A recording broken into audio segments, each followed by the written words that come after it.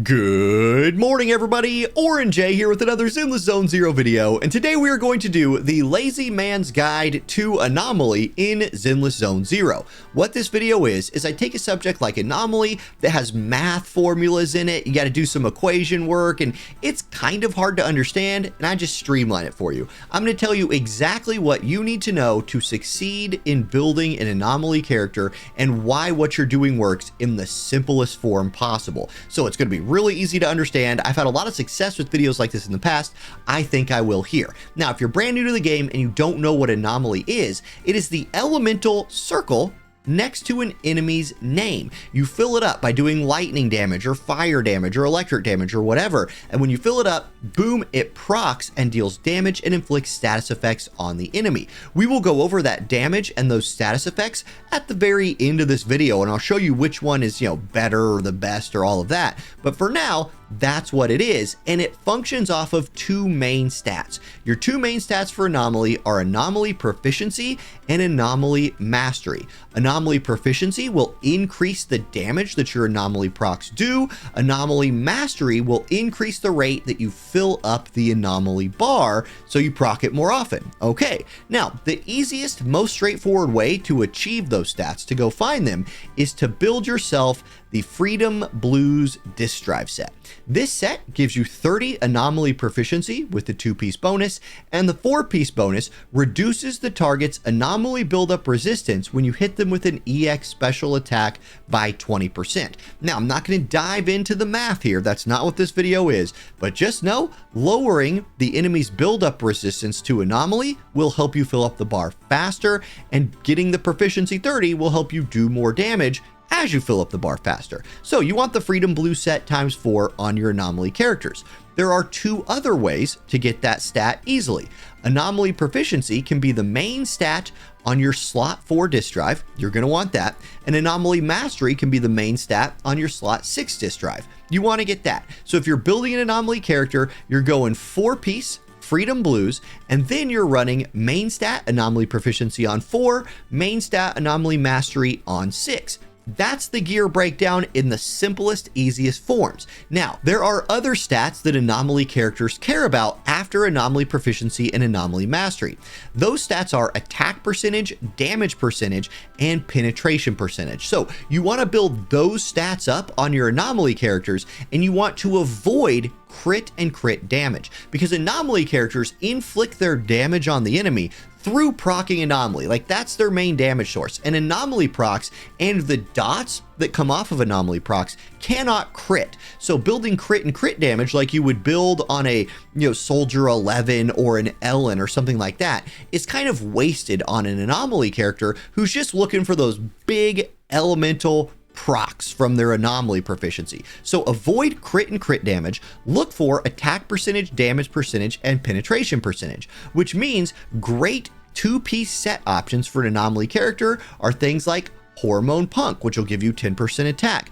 Things like Puffer Electro, which will give you that 8% penetration ratio, which again will help you build up your Anomaly and do more damage to the enemy when it procs against their resist, but we're not getting into the math. And then you have Chaotic Metal, which is this one right here, which is an elemental one. Now, this one will be particularly good for Zhu Yuan, who comes out pretty soon. But if you're looking for another elemental character that's maybe a thunder character, you would get the electric damage percent. So damage percent from like one of these elemental ones, attack percent from something like Hormone Punk, or penetration from Puffer Electro. That's what you're looking for your 2-piece sets, and those are the stats that your Anomaly characters care about. Avoid crit damage, plenty of other characters in the game that want that stuff. Okay, good.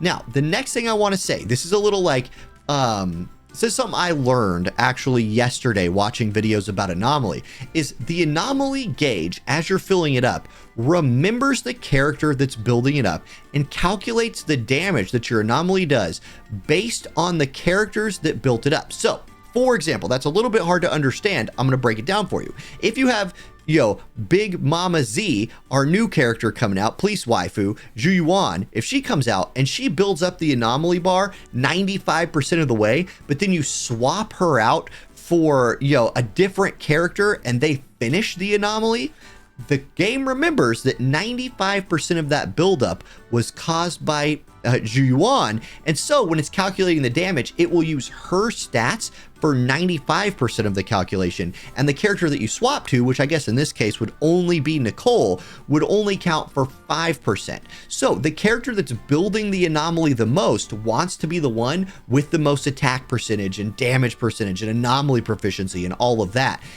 It does not, and this is something I was wrong about. I thought the character that procced the anomaly, their stats are what mattered. So you wanted to build up the stats on the character that actually finished the bar?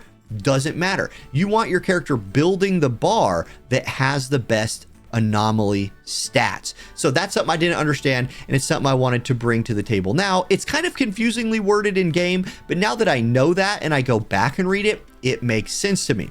Okay, next, let's go over what each element is and does. And let's go ahead and we'll start with ice. Now, these elements are ordered from least to most damage from the anomaly proc itself. I don't want you to think that like, oh my gosh, ice anomaly is not even worth proccing because it's only this like 500% modifier thing, whereas lightning is 1250 modifier. Like I should just always do lightning. No, that's not exactly right, because your ice and assault that you see towards the top add additional effects that are very powerful. So like ice, for example, does a 500% damage attack when you shatter the enemy. So when you build up your ice anomaly, it freezes them, which is a stun. And then when you shatter the freeze, you get that big 500% damage attack.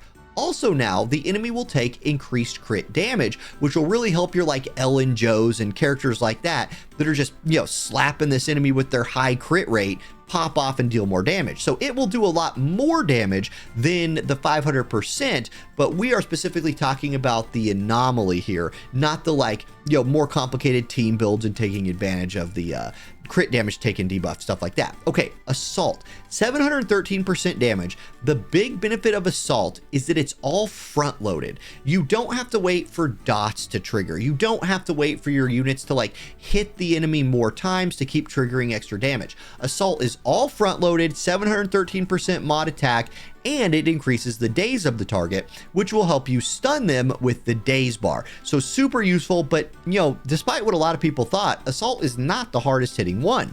Next up is fire. Now, fire is a 1000% modifier thing, but none of it's front loaded. The only part of that damage that you get immediately is the first tick of the dot. It's all a dot, and you have to wait for the dot to like finish ticking out to get that big chunk of, you know, 1000% damage mod attack. It also will interrupt enemies weak to fire, which is pretty dang useful, right? Like interrupting enemies is a nice thing. The next two are your biggest two damage dealers, Ether and Lightning. It's 1250% damage mod. However, they don't trigger like fire does, where fire just kind of automatically triggers. You could just run away from the enemy and fire will burn them. These, you need to hit the enemy to trigger all of the procs. So again, a regular damage over time is like, hey, every second, tick, tick, tick, damage, damage, damage. These, you get additional damage applying to the unit with Ether and Electric when you hit them. So very, very powerful. Some of the highest damage, or in fact, if you're talking about the anomaly itself, this is your highest damage, but you got to hit them to trigger it. There you go. They also interrupt enemies weak to their element. So I hope that that was helpful. Like, that is my streamlined TLDR. I just want to understand Anomaly as simply as possible.